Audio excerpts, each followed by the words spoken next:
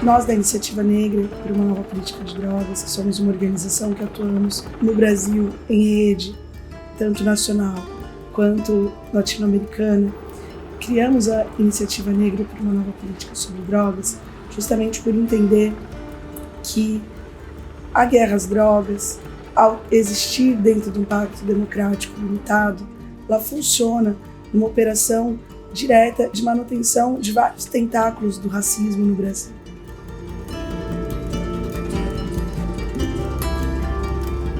Então essa guerra, ela nunca foi sobre as drogas em si, mas sempre dirigida para pessoas, para populações que historicamente se encontram em patamar de desigualdade econômica, política e social no Brasil. No caso, esses sujeitos são os sujeitos negros.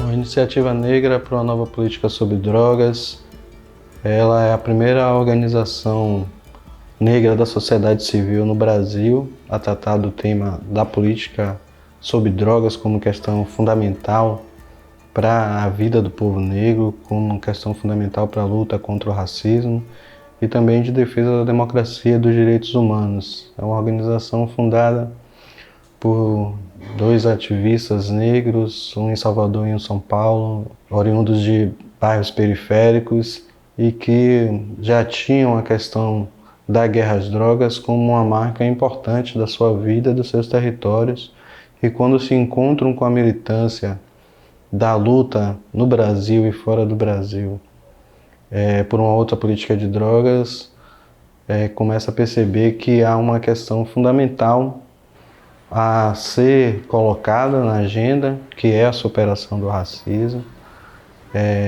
que é colocar a vida da população negra no centro dessas elaborações. Afinal de contas, a guerra às drogas, ela é sim um instrumento global de opressão dos povos.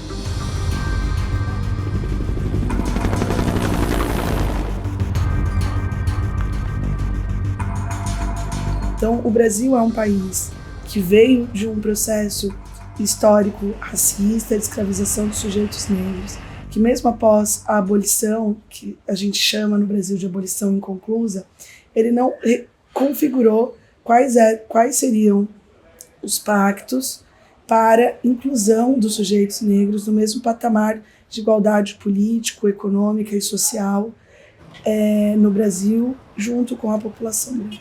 Então, entendemos que nesse momento no Brasil, a guerra às drogas, ela serviu como uma retroalimentação do racismo que já vinha, que faz parte do pacto violento construído na colonização brasileira.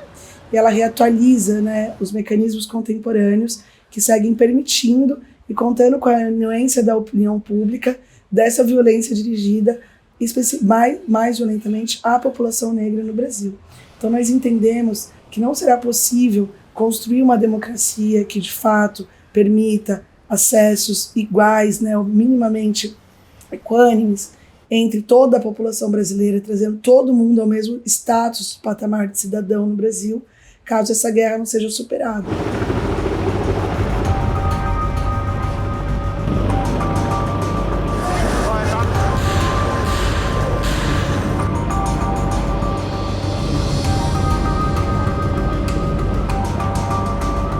Nos primeiros anos, a iniciativa organiza uma intervenção na Comissão de Narcóticos da ONU em 2016, justamente trazendo o tema da altíssima letalidade, encarceramento e da violência contra a população de rua no Brasil.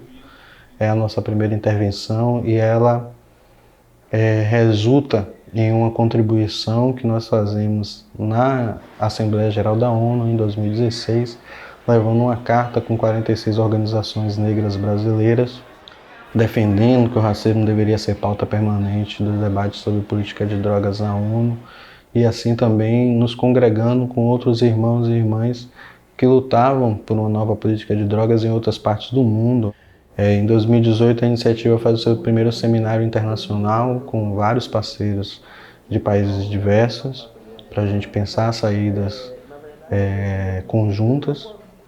Esse congresso acontece em São Paulo, o seminário As Fronteiras Raciais do Genocídio, justamente porque é um tema que é sempre abordado pela iniciativa, que o genocídio negro, na diáspora sobretudo, ele é impulsionado, organizado e instrumentalizado pela guerra às drogas, né?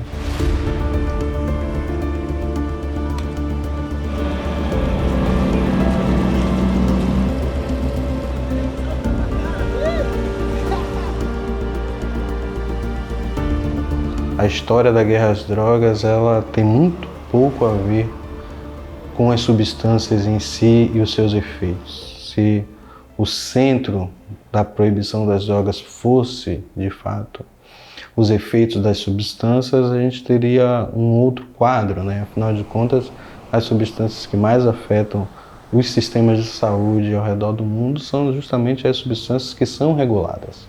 Existe, na verdade, uma decisão política de quais drogas seriam proibidas, e isso tinha a ver com a geopolítica do mundo, com interesses outros que não estão relacionados com as substâncias, como, por exemplo, a ocupação dos territórios na América Latina por forças dos Estados Unidos, justificado pela lógica da guerra às drogas, e todo o complexo industrial criado a partir da lógica do encarceramento em massa. Então, eu acho que os temas que a iniciativa tem abordado, a gente pega o tema da guerra às drogas justamente porque é a produção diária, cotidiana, de mais de 50 mil corpos por ano no Brasil.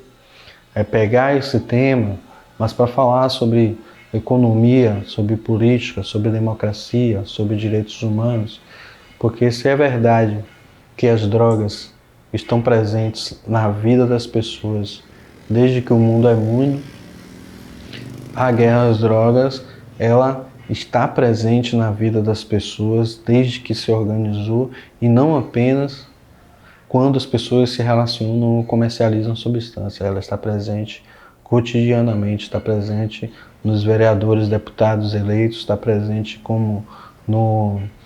nas decisões do sistema de justiça, está presente nas decisões sobre orçamento, está presente na forma como a mídia cobre o tema da guerra às drogas, onde comerciantes de substâncias tornadas ilícitas negros são chamados de traficantes, mas quando são brancos são chamados de jovens, de estudantes, de empresários. Então a própria palavra traficante, ela é racializada, ela é uma palavra que implica que o sujeito é negro, e isso tem uma participação fundamental da forma como a mídia sempre cobriu a ideia do tráfico de drogas e da guerra. E hoje nós temos também uma situação que é a primeira desculpa de qualquer evento de violência promovido pelo Estado. Então, qualquer ilegalidade cometida pelo Estado contra uma pessoa negra, a primeira acusação vai ser tráfico de drogas. E aí não importa o que é que a pessoa era, porque depois que já se passou essa informação, atingiu-se a dignidade da pessoa a partir de uma ideia de que ela merecia morrer. Então esse lugar de uma subhumanidade. Tem pessoas que merecem morrer e pessoas que não mereciam morrer. Lembrando que o Brasil não tem uma pena de morte formal, mas a guerra às drogas praticamente autoriza a pena de morte para o Estado. A guerra às drogas, ela justifica para a sociedade, a mídia reforça isso, a grande mídia todos os dias.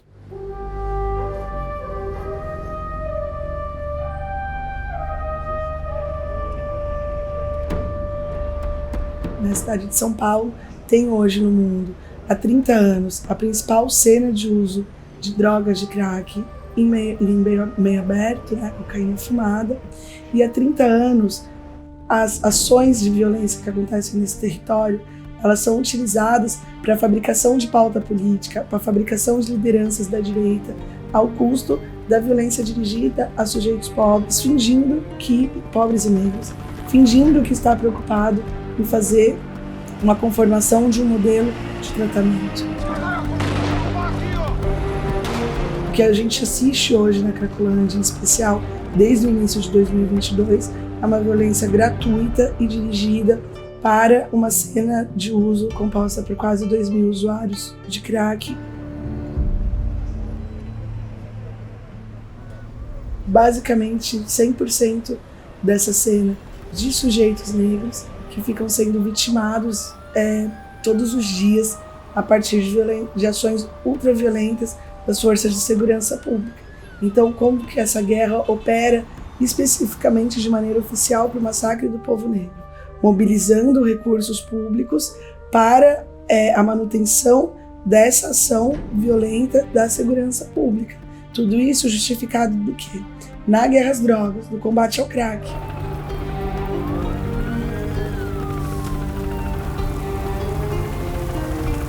A gente pode olhar pela violência provocada pelos agentes do Estado, que são organizados por essa lógica da guerra às drogas, né? Então é uma polícia que age nessa lógica de prisão no atacado de vendedores do varejo de drogas, muitas vezes, e a maioria das vezes, jovens negros desarmados, sem antecedentes criminais, com restrita escolaridade na escola formal, que não são grandes chefes de organizações criminais, mas que são as vítimas preferenciais da polícia. A entrada no sistema prisional vai gerar um ciclo de violência contínua e quase que ininterrupta, porque a passagem pelo sistema prisional faz com que todos os estigmas sejam carregados para fora do sistema prisional e as pessoas não consigam acessar direitos, não consigam acessar emprego, não consigam voltar para a escola.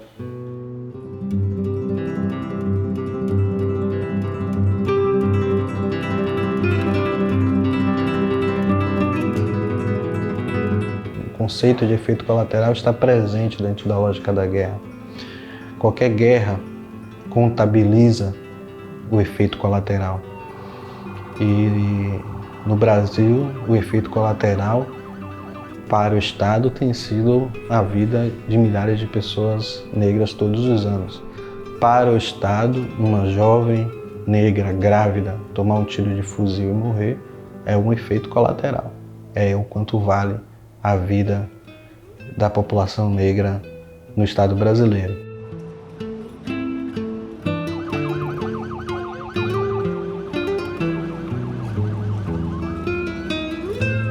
Outro conceito importante para todas as guerras é o conceito de destruição da linha de defesa do inimigo, porque é assim que você vence uma guerra. E quando a gente percebe um encarceramento crescente de mais de 700% nos últimos 15 anos de mulheres e sobretudo de mulheres negras, a gente percebe que a guerra às drogas entendeu como destruir a linha de defesa do inimigo, sequestrando essas mulheres de suas famílias. E é o que a gente tem falado, que quando a gente tira uma mulher negra de uma família, desorganiza essa família e mais algumas famílias no entorno, você tira várias mulheres negras de várias famílias, você desorganiza comunidades, você tira várias mulheres negras de várias comunidades. Esse é o projeto da guerra às drogas, de destruição da nossa linha de proteção e de sobrevivência. A gente sabe, todo mundo sabe, que existe consumo e comércio de substâncias psicoativas tornadas ilícitas nos bairros ricos, nos bairros de classe média, nos bairros brancos.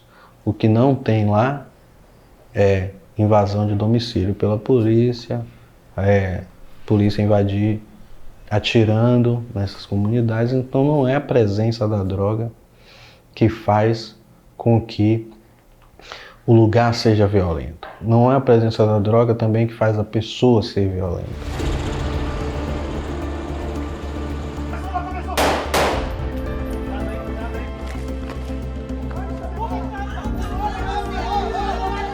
A gente sente o quê? Com medo de morar aqui dentro, pô. Isso aqui nós estamos no passeio no Afeganistão, numa guerra, no Iraque. Mas eles querem guerra? Vá pro Iraque, pô. Se a BOP quer guerra, manda eles pro Iraque. A opção do Estado pela guerra é que promove a violência. É isso que a gente precisa sempre defender, que é a proibição. A gente precisa lembrar que é a proibição que cria o tráfico de drogas, né? Não é a droga que origina um modelo violento, não é a droga que origina a circulação de armas, mas sim a opção do Estado de proibir em determinados territórios, de perseguir determinadas pessoas e de fazer com que parte desse comércio seja violento. A gente olha para a cidade de Salvador, a cidade mais negra fora do continente africano, onde 83% da população é negra, mas que a riqueza da cidade, o dinheiro da cidade está concentrado em 7% da população de homens brancos. Isso diz muito sobre como o orçamento é sequestrado em um território negro, como a produção material de milhões de pessoas pode ser roubado por uma pequena minoria que financia e continua financiando um ciclo de reprodução de desigualdades que é mantido pela lógica da violência. Então, os territórios negros de Salvador não necessariamente têm mais circulação de droga, mas vai ter mais circulação da guerra, vai ter mais polícia invadindo, vai ter mais promoção de conflitos a partir da lógica das organizações criminais. E é também importante a gente pensar que o sistema prisional brasileiro é também, a sua forma de organizar é também um dos grandes responsáveis pela organização a nível nacional e internacional das chamadas facções, das organizações ligadas ao comércio ilícito de drogas. Então a proibição também é quem cria e fortalece essas organizações. Hoje a guerra às drogas, ela alimenta o sistema racista, que mantém os privilégios da população branca, da branquitude, sobre a população negra no Brasil, portanto mantendo concentrado todas as esferas de poder na mão dessa branquitude, impedindo, né, a mobilidade da população negra para acessar e dividir, né, esses outros espaços de poder. A violência cai assustadoramente, os caras vão morrer na rua igual barata, pô. E tem que ser assim. Uma questão também fundamental para o Brasil hoje é o controle de armas, né? A gente pode olhar para a maioria dos estados brasileiros, praticamente todos têm uma delegacia especializada em repressão ao tráfico de drogas, mas praticamente nenhuma tem uma delegacia especializada no tráfico de armas. E as pessoas não estão morrendo de drogas, as pessoas estão morrendo por armas.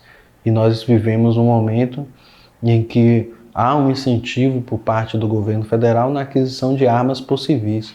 Nós estamos num momento em que 500 mil de brasileiros têm um CPF apto para comprar um fuzil. Vai experimentar ela.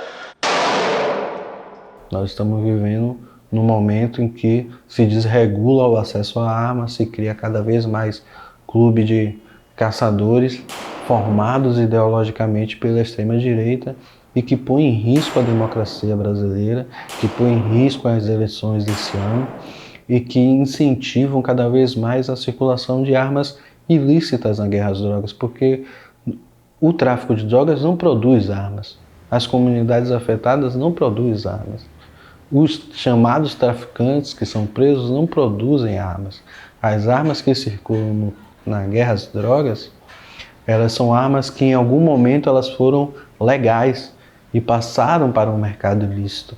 Por exemplo, das armas mais caras como o fuzil AK-47, que os próprios agentes de segurança vendem para a guerra às drogas, depois fazem a operação, matam as pessoas, o prendem, retomam o fuzil e vendem de novo em outros territórios.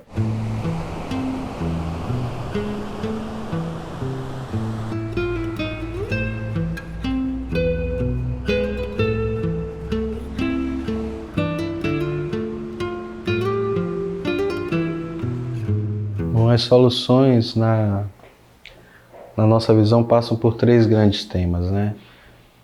O primeiro tema fundamental é o tema da memória, verdade e justiça. É fundamental o Estado brasileiro e a sociedade brasileira reverem o que foi a guerra às drogas ao longo dessas últimas décadas. Responsabilizar o Estado é importante para estabelecer medidas de não repetição, fazer a memória das pessoas atingidas pela guerra às drogas e pensar qual é o sentido de justiça que nós queremos para essa reconciliação da democracia brasileira. O segundo grande tema seria o tema da reparação. É fundamental que o Estado pense que é preciso reparar as vítimas da guerra às drogas e pensar não apenas uma reparação do ponto de vista individual das pessoas diretamente atingidas, e essa é importante, mas também pensar a reparação do ponto de vista coletivo. Quando a gente pensa uma chacina como a chacina do Cabula em Salvador ou a chacina do Jacarezinho no Rio de Janeiro, nós estamos falando de toda uma comunidade afetada por aquela violência. Então a gente vai precisar estabelecer medidas que reparem as vítimas diretas e seus familiares, no caso sobreviventes ou os familiares dos que se foram, mas nós vamos precisar pensar também em medidas reparatórias para toda aquela comunidade, porque ela é atingida pela morte das pessoas e pelas operações violentas. E o terceiro grande tema seria o estabelecimento de políticas afirmativas para o acesso regulado das substâncias. No processo que a gente regulamente as substâncias que hoje são ilícitas, a gente vai precisar estabelecer medidas afirmativas que promovam a participação da população nesse acesso regulado e não apenas de ricos empresários brancos que vão poder fazer investimento dentro de um mercado, de uma lógica de mercado, inclusive fazendo com que a única lógica possível de acesso regulado seja a lógica do mercado, mas é fundamental que a gente faça com que o Estado subsidie, através de políticas públicas, a população para que esse acesso regulado ele seja amplo o suficiente e não crie commodities para a população branca ampliar as disparidades raciais em relação à população negra. Por isso que a gente não quer qualquer legalização serve. A gente precisa de regulamentação das substâncias, mas a gente quer uma regulamentação que trate do tema da reparação, da justiça, da memória, da verdade, porque só isso é que vai superar os traumas causados pela guerra às drogas. Então, a principal tese da Iniciativa Negra, dentre as várias que nós apresentamos, é que para a construção do novo pacto democrático no Brasil, no momento político que nos encontramos, é necessário retirar o instrumento de guerra colocado para o Brasil, da guerra às drogas. Sem retirar esse dispositivo da guerra às drogas, nós não conseguiremos alcançar um pacto civilizatório que envolva a população negra, a população branca, no mesmo projeto de desenvolvimento econômico, político e social. Esse é um processo que é dramático para a democracia brasileira. Quando a gente fala sobre a vida da população negra no centro das mudanças que nós queremos, é porque a gente também compreende que a melhoria da vida da população negra é a melhoria do Brasil como um todo. A população negra brasileira a população negra é a maior parte da população brasileira. Então, quando a gente está falando sobre fazer política de proteção para a vida da população negra, a gente não está falando de fazer uma política setorial ou para uma minoria. Nós estamos falando de o que é que o Brasil quer ser daqui para frente, o que o Brasil pensa sobre democracia, o que é que o Brasil pensa sobre o futuro